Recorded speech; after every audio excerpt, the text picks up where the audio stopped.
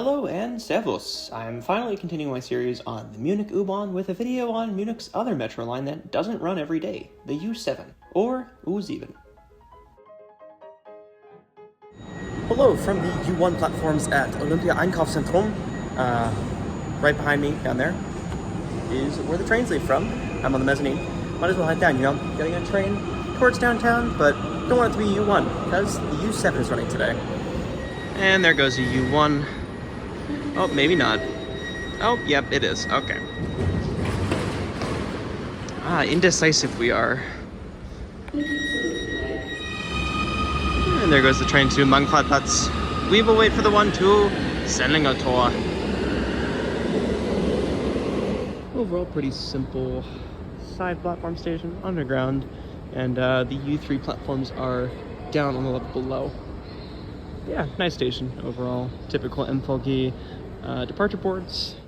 You may recall that about a year ago I released a video on Munich's U8, which only runs on Saturdays. The counterpart to the U8 is the U7, which only runs on weekdays. I'll be starting at the northwestern terminus of the line at Olympia Einkaufszentrum and making my way down to Sendlinger Tor, where the U7 has been temporarily truncated for quite some time. On the map, at least, the U7 goes all the way to Neuperlach Zentrum, following the same route as the U8 from Hauptbahnhof onward. In its current shortened state, however, the U7 is entirely interlined with the U1, which runs from Olympia Einkaufszentrum to Mangfallplatz, and essentially acts to boost frequencies along the northwestern portion of the U1.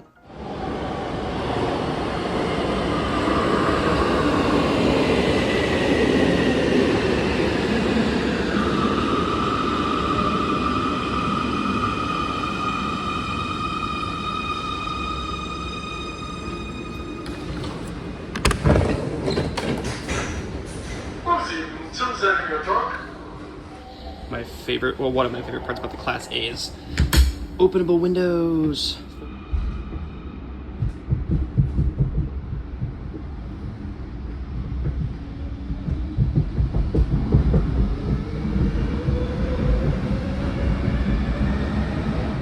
After leaving Olympia Einkaufszentrum, our train of Class A Munich U-Bahn cars stops at Georg Brauchler, a colorfully decorated station.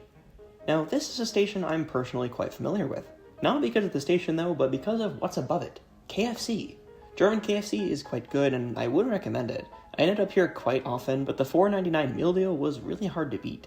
It's also here that I got footage of something seemingly rare on the Munich U-Bahn, a 4-car train.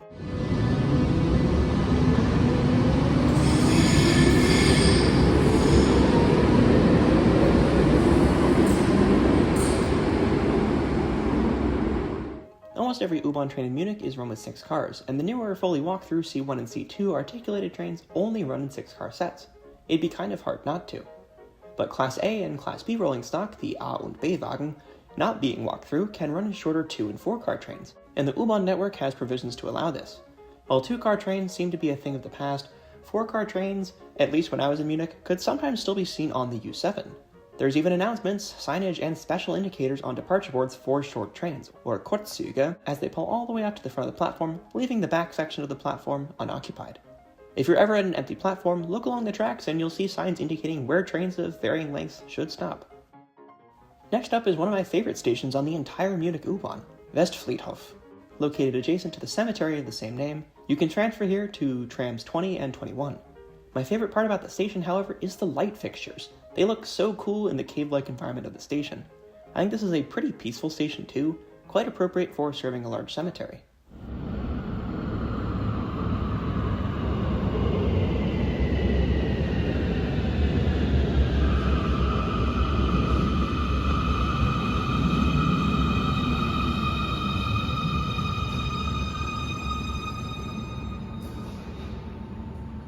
Next is Gern. It's a fairly straightforward station, but it's got some fun little details for the transit enthusiasts.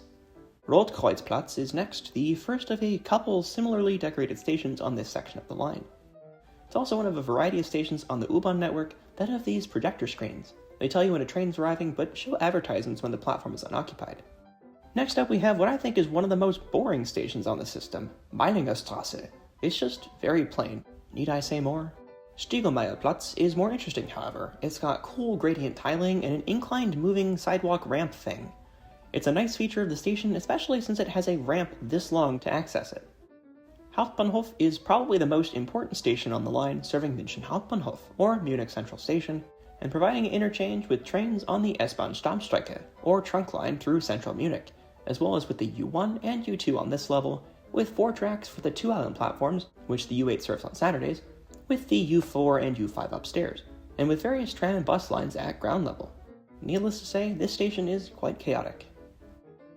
Moving on, we get to our last stop at Sendlinger Tor, with an interchange to the U1, U3, U6, and trams via a pretty large underground concourse. The station is right on the edge of the historic old city, so it's a short walk to multiple points of interest from here, like the breathtakingly beautiful Asamkirche, or to the namesake gate of the station, Sendlinger Tor. At Sendlinger Tor, they are pulling the train out of service, which is typical for the U7, which is supposed to run all the way down to Neupedak Zentrum, but they're not at the moment.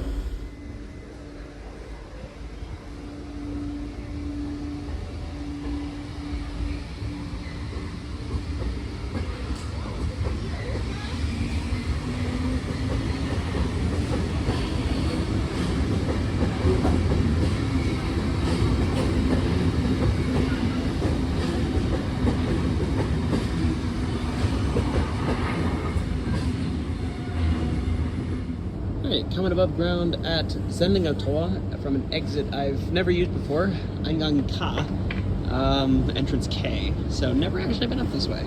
Alright, so as I said before, U7, U7 trains usually, well, not usually, they're supposed to run down to Neupedak Zentrum.